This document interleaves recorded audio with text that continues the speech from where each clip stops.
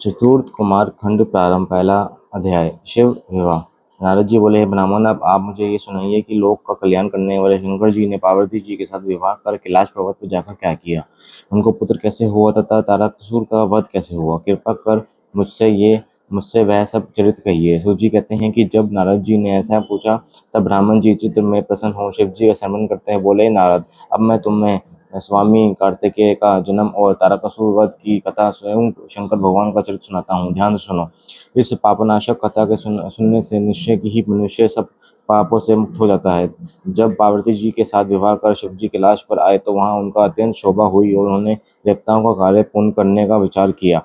भगवान शंकर के गणों ने प्रसन्न होकर अनेकों उत्सव मनाए और देवता प्रसन्न होकर अपने लोक को चले गए। पश्चात महादेव शंकर कल्याण स्वरूप श्री पार्वती को लेकर एक अत्यंत मनोहर दिव्य निर्जन स्थान में चले गए और वहां रतिवर्धक शिष्या बना कर देवताओं के सहस्त्र वर्षों तक पार्वती के साथ विहार करते रहे। उन्हें रात दिन की कुछ भी सूचना न थी।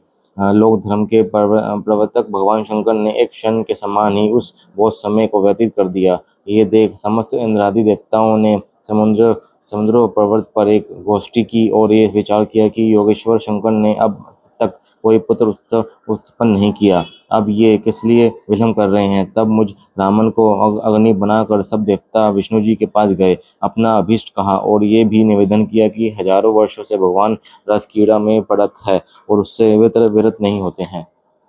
तब विष्णु जी ने मुझसे कहा कि इसकी कुछ भी चिंता न कीजिए, सर्वथा कल्याण होगा। ये हम सब भगवान शंकर की शरण में चलें, क्योंकि जो मनुष्य प्रसन्नता पूर्वक भगवान शंकर की शरण में चले आते हैं उनको कहीं भी भय नहीं होता रहता।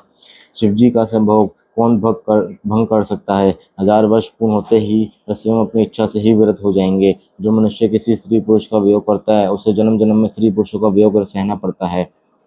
मुनिंद्र मुनीन्द्र दुर्दशा ने इंद्र का रंभा से वियोग ही तो कराया था, जिसके कारण उन्हें अपनी स्त्री का वियोग सहना पड़ा। बृहस्पति जी ने कामदेव का घृता जी से वियोग कराया था, इसलिए 6 महीने के भीतर ही चंद्रमा ने उनकी स्त्री का हरण कर लिया था।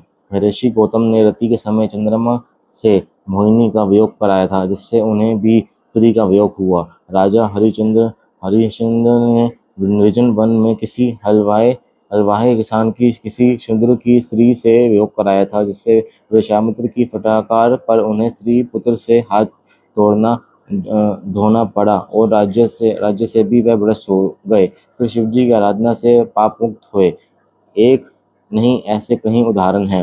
अतः इसका यही उपाय है कि हजार वर्ष बीतने पर तुम लोग शिव जी के पास जाकर वहां ऐसा कोई उपाय करो कि जिससे उनका वीर्य पृथ्वी पर आ पड़े। उसी वीर्य से उनके संगत नामक पुत्र का जन्म होगा। परंतु इस समय तुम सभी देवता अपने स्थान पर चले जाओ, शिव जी को पार्वती जी के साथ विहार करने दो। कमलादान कांत विष्णु जी सब देवताओं से ऐसा कहकर अपने अंत पुत्र